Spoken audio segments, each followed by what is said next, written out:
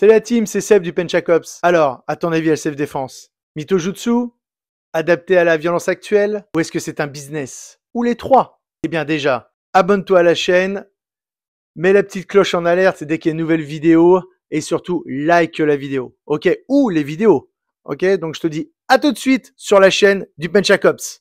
Hey, salut, bienvenue sur la chaîne du Penchacops, c'est Seb. Donc on va parler de la self-défense.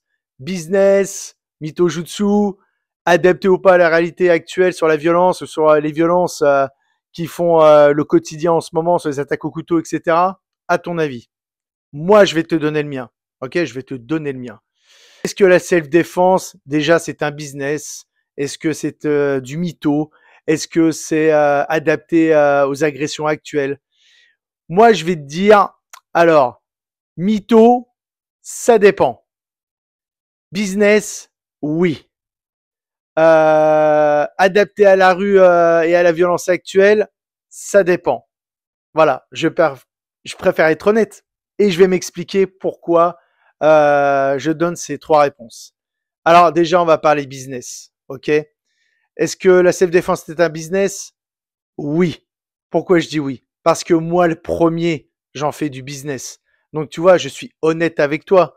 Pourquoi j'en fais du business? Parce que c'est un mot, ce sont deux mots génériques qui parlent à toute la population.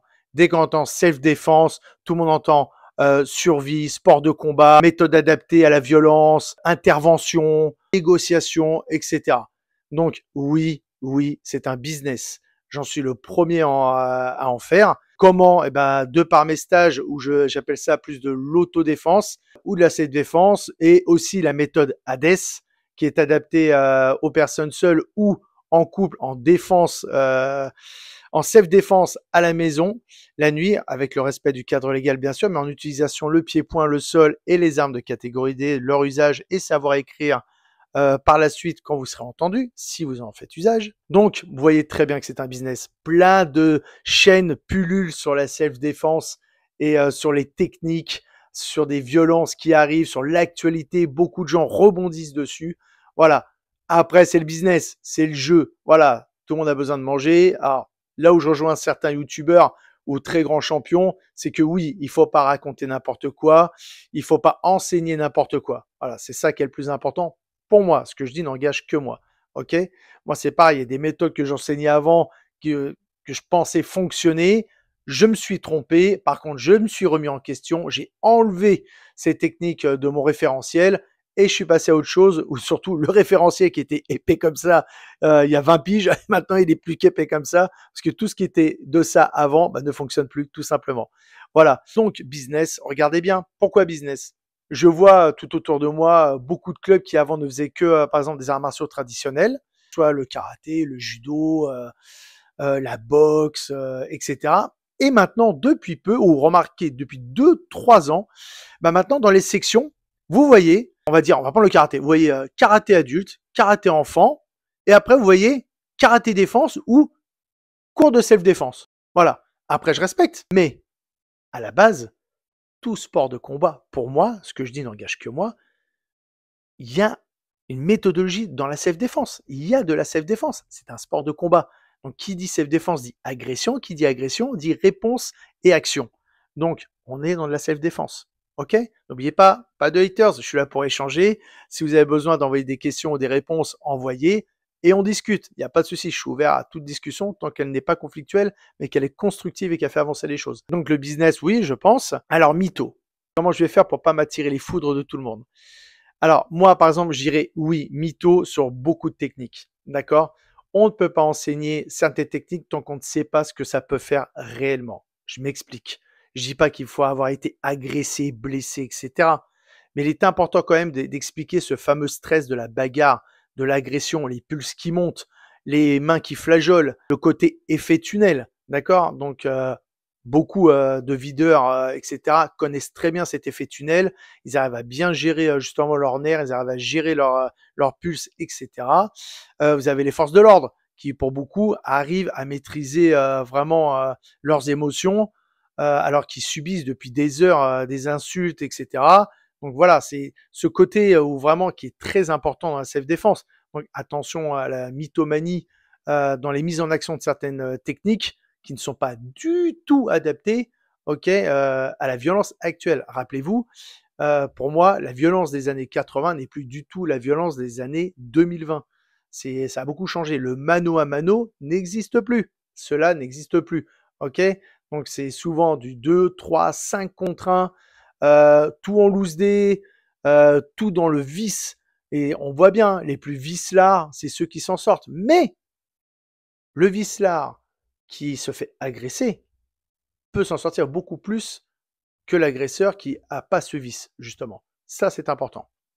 Donc, vous voyez, sur le côté mytho, ah si, oui, il y a beaucoup de chaînes avec des mythos, il y a beaucoup de mecs qu'on voit jamais, qui n'ont pas de dojo, qui n'ont rien, mais qui ouvrent des chaînes de techniques qui sortent de nulle part, je ne sais pas d'où ça sort, ok. Donc, technique drill au couteau, oui, il faut faire du drill au couteau.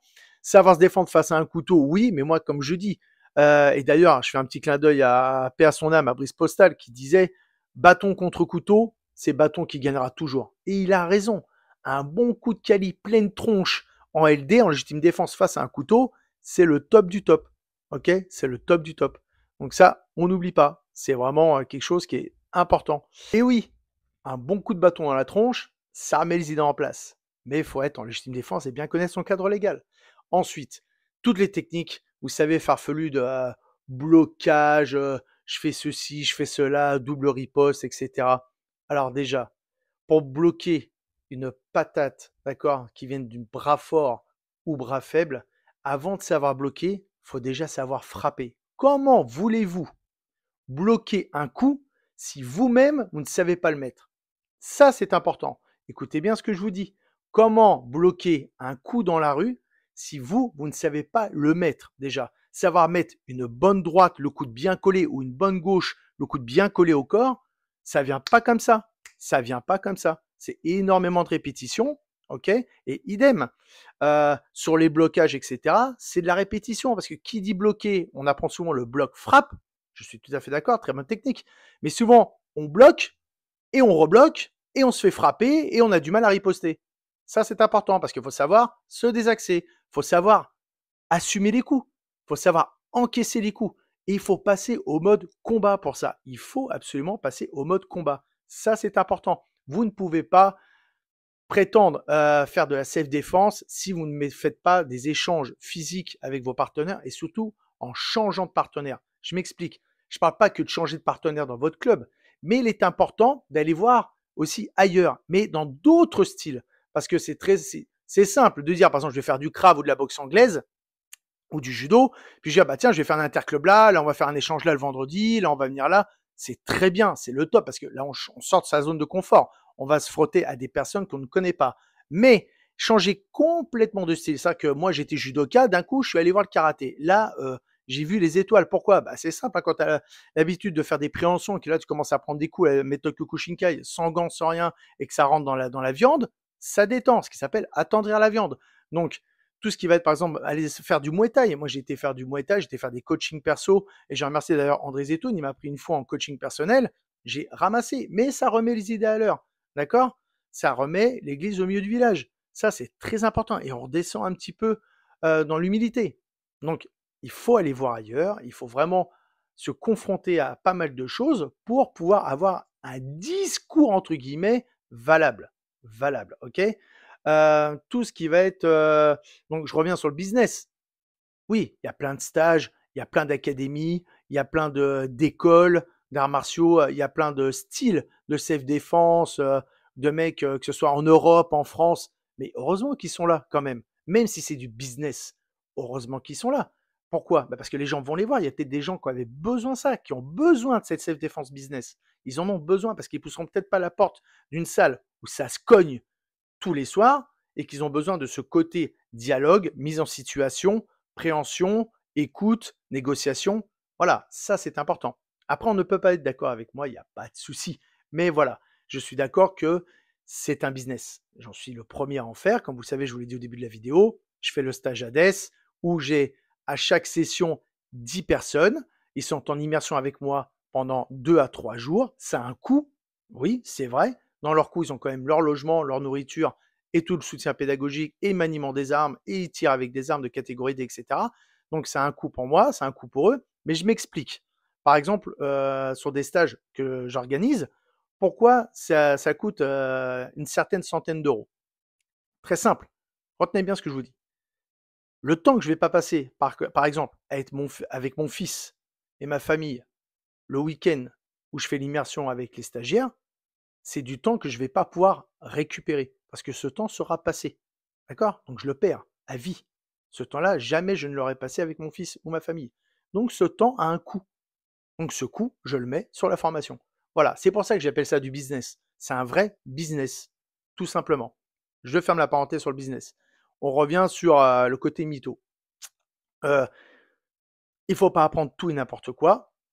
Et surtout, je vais rejoindre certaines personnes. Il est important, et d'ailleurs le Krav le fait, et certains grands noms du Muay Thai et du MMA le font, il faut de la prépa physique dans la self-défense. Il faut de la prépa physique. Mais même pour monsieur et madame tout le monde. Je dis pas qu'il faut qu'ils fassent sans burpee, sans squat, sans abdos, etc. pour leur ceinture ou pour présenter un certificat ou un truc de formateur, etc. Il faut juste qu'ils aient une prépa physique adaptée, d'accord, à soit leur âge, leur mobilité. Mais cette prépa physique, il faut qu'elle soit évolutive, justement, à les tirer vers le haut et qu'ils puissent justement se voir progresser physiquement autant pour leur santé, leur mobilité, leur confiance en soi, et après, par rapport au placement des techniques et au blocage de certaines techniques. Ça, c'est important.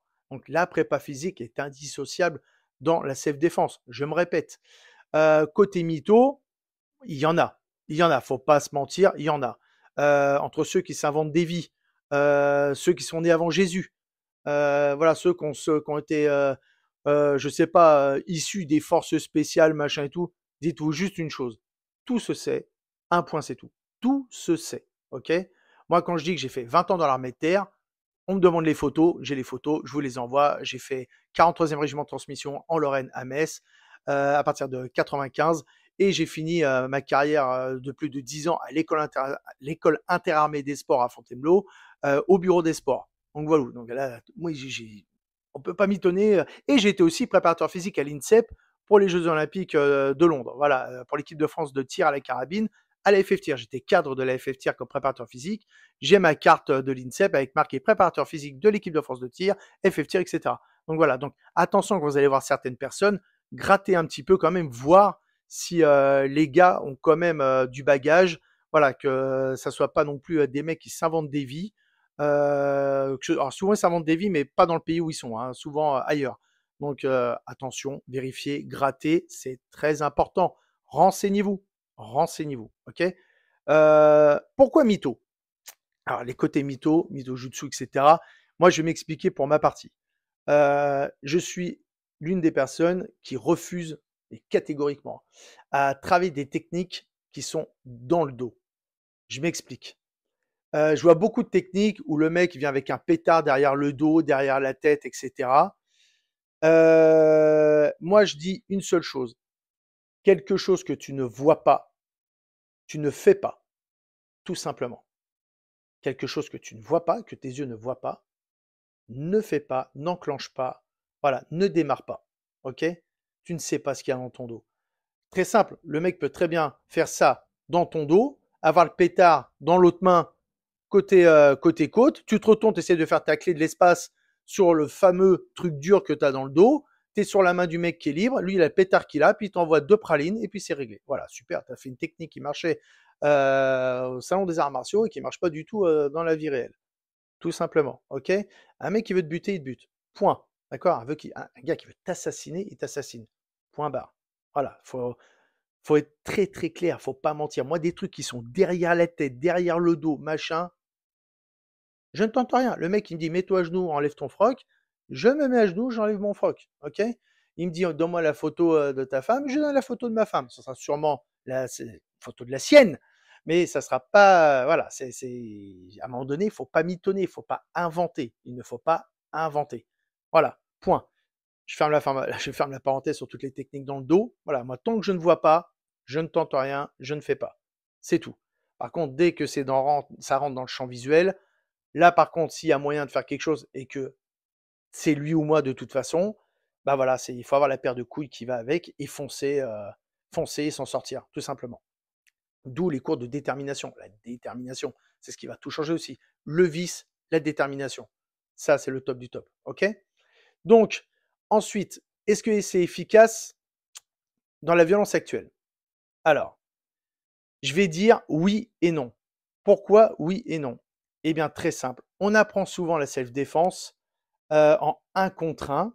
OK? Il y a des cours où vous êtes 2 contre 1. Et moi, j'ai déjà essayé même 3 contre 1. OK? 3 contre 1. Si on a un des 3 qui a une lame à machin, à parcourir, et même depuis le début, face à une lame 1 contre 1, il faut courir. Point. Ça, c'est la meilleure technique au monde. Alors, c'est sûr, oui, mais tu es acculé contre un mur. Bah là, il va falloir y aller grand. Hein, terminé. Hein. Tu utilises tout ce que tu as à côté de toi, hein, au sol, du mobilier urbain, tes vêtements, tout ce que tu peux, et puis tu essaies de sauver ta vie. Point. Ça sera pas beau, ça sera sale. Voilà, mais point. Tu seras blessé, c'est sûr et certain. Voilà. Sur la Mythojutsu, un truc qu'il faut surtout expliquer et qu'il faut dire aux gens, parce qu'il ne faut pas mentir aux gens.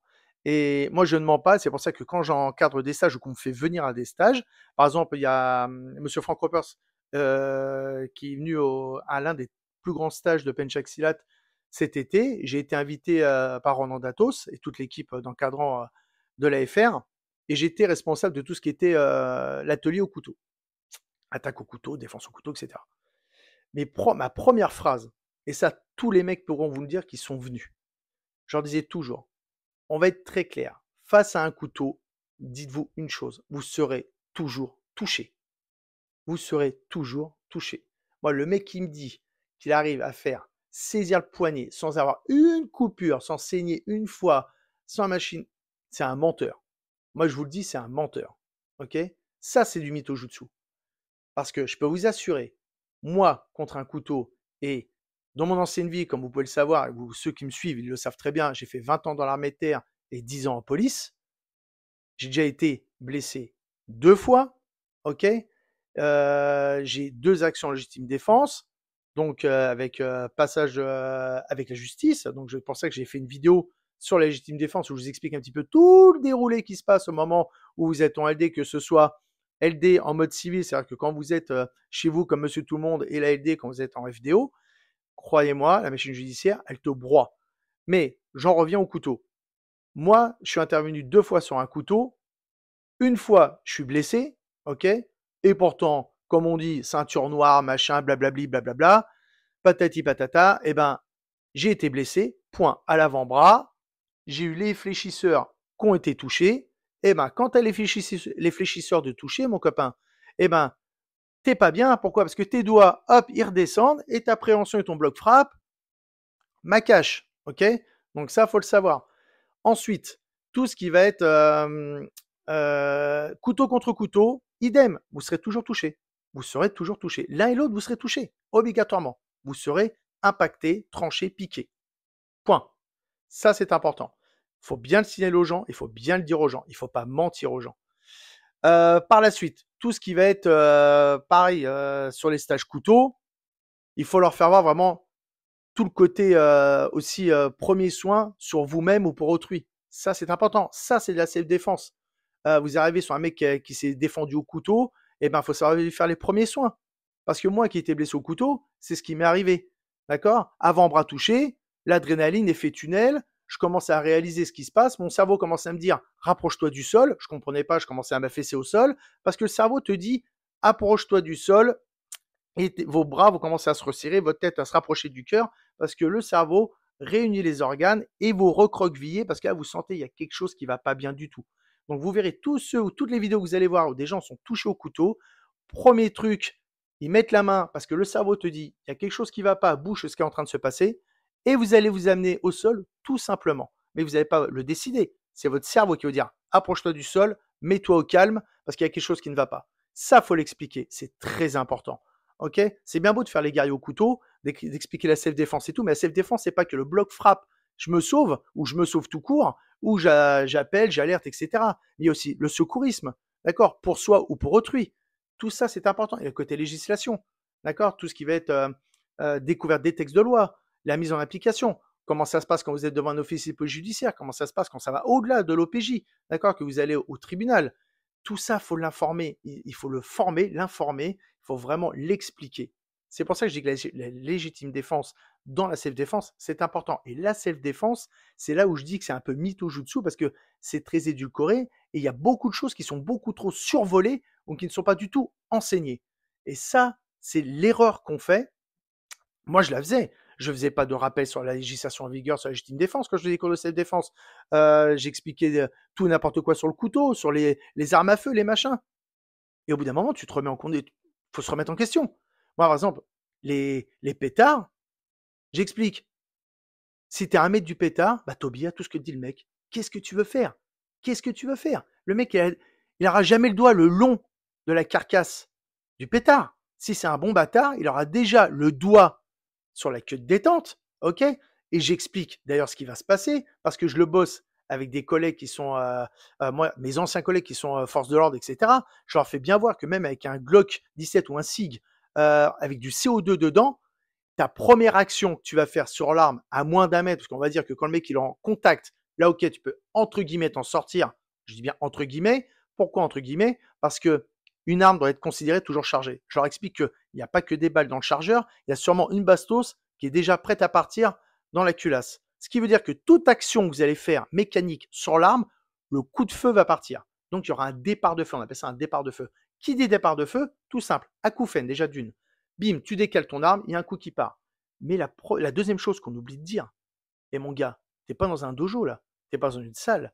C'est que dès le moment où tu fais action physique sur une arme à feu, il va y avoir un dommage collatéral. J'ai jamais vu quelqu'un qui se baladait où il y avait rien derrière lui. Admettons la nuit, admettons. Mais imaginez la journée, ça se passe mal, tu te fais agresser, le mec il te met un calibre et tout, tu commences à faire ta technique de ouf. Dès le moment où le canon il passe là, que par chance, ces vitesses subsoniques, tu as réussi à décaler l'arme, l'ogive, elle part, elle, hein. Elle part. Ok? On parle des fois des armes qui tirent entre 400 et 600 joules. D'accord? Quand ça sort du canon et que ça part derrière, putain, si c'est pas une personne de toucher, t'as un cul phénoménal, hein. D'accord? Il y aura toujours un dégât collatéral. Toujours, toujours, toujours. Ça, faut bien en être conscient. Faut pas mentir aux gens. Ok? Donc, voilà. C'était mon petit coup de gueule sur la self-défense. C'est pour ça que je n'appelle plus ça. Ah, par exemple, moi, je n'appelle plus ça self-défense. Dans mon club, je ne l'appelle pas du tout. Voilà. C'est que dans mes cours, en Pet Jacobs, les gens, ils font tout. Vous pouvez demander aux gens qui viennent au club et tout. Ils vont faire du couteau contre couteau. D'accord? Très, très peu de main nue sur couteau. Mais très peu. Je crois que je leur apprends le filtre à café tout simplement et travailler le cardio. Parce que une chose que j'explique sur des techniques de saisie à deux mains sur un couteau ou de blocage, c'est que l'autre en face. La première chose, s'il t'agresse, c'est qu'il t'en veut à toi ou à tes biens. Ok? Donc ton argent, tes bijoux, etc. La deuxième chose, et ce sera la dernière, qui veut pas, c'est se faire choper. D'accord? Donc je peux te jurer que si tu lui tiens le bras, armé, et que l'autre il est libre, il va te mettre une rafale de patates du gauche, parce que si les droitiers, généralement, ils attaquent avec le bras fort, mais je peux te jurer que si tu lui saisis le bras, machin et tout, le mec, il va pas attendre avec sa main gauche en train de dormir dans la poche, hein, ou derrière le dos, etc. C'est-à-dire que dès le moment où tu vas te jeter sur le bras, le mec, s'il est vraiment bon, quand il va te mettre des rafales derrière la tête ou en pleine bouche, d'accord, parce qu'il va pas dire, ah bah non, pas derrière la tête, c'est interdit. Il en a rien à battre, le gars. Il va te mettre des cacahuètes et des cacahuètes de fou. Et au pire, imagine, si vraiment c'est un vicelard qui a l'habitude de se battre, il a l'habitude de mettre des coups de chlasse, machin et tout, il sent que tu es en train de l'emmener sur le bras. Et mon gars, il va y aller avec les dents. Il va te mordre là, il va t'arracher l'oreille, il va te mordre à sang, il va te faire des trucs sales que tu n'as jamais subis, que tu n'as jamais vu. Et là, tu vas lâcher le bras et tu vas reprendre un coup de couteau, et 2, et 7. Ça, c'est important. C'est important de l'expliquer aux gens. Il faut leur dire. OK? Donc, et dernière chose sur le couteau, j'essaie toujours d'apprendre aux gens et je leur fais voir des analyses d'attaque au couteau quand j'étais FDO. Je leur disais bien, regardez bien les impacts de face. Donc, essayez au moment où vous faites agresser, si vraiment ça part à l'attaque, de vous mettre de profil ou de biais, de présenter le moins de choses possible face au piqué. D'accord? Si vous arrivez à vous mettre sur le côté, ben ça évitera d'être piqué. Oui, vous serez touché, oui, vous serez slashé, oui, ça va rentrer. Mais entre un coup, deux coups qui sont peut-être bloqués, machin, en latéral et que le mec il galère par rapport à ce que tu présentes de face, ça va être peut-être une petite chance pour toi. Voilà, c'est pour ça. Attention à ce qu'on fait en self-défense. Attention à tout ça. Moi, je n'appelle pas ça la self-défense. Moi, je leur fais faire du punch à cops. Je leur fais faire du corps à corps. ils manient tout. Moi, les élèves, j'essaie de leur faire apprendre, même des gens qui sont pas FDO, je leur apprends à saisir une arme à feu, la mettre en tape-rack, hein, s'il faut renvoyer la purée derrière en cas d'un attentat un jour. S'ils n'ont pas la possibilité de récupérer l'arme au sol, eh ben, c'est de se parer le plus loin possible jusqu'à ne plus entendre le bruit de l'arme qui tire. Ok, mais c'est surtout d'informer, de crier combien ils sont, comment ils sont habillés, avec quelle voiture, quelle couleur, etc. Ça, c'est important. Voilà. Écoutez, c'était ma petite vidéo de la semaine. Mets un petit like, abonne-toi, mets la petite cloche, ce sera super sympa. N'hésite pas sur tes retours. Merci d'avoir regardé la vidéo jusqu'au bout. Cette chaîne est faite pour toi, ok? Donc, je te dis à très bientôt. Moi, c'était Sébastien du Penchacops. Je te dis à dans 2 ou 3 jours. J'essaie de faire une vidéo longue et des shorts toute la semaine, ok?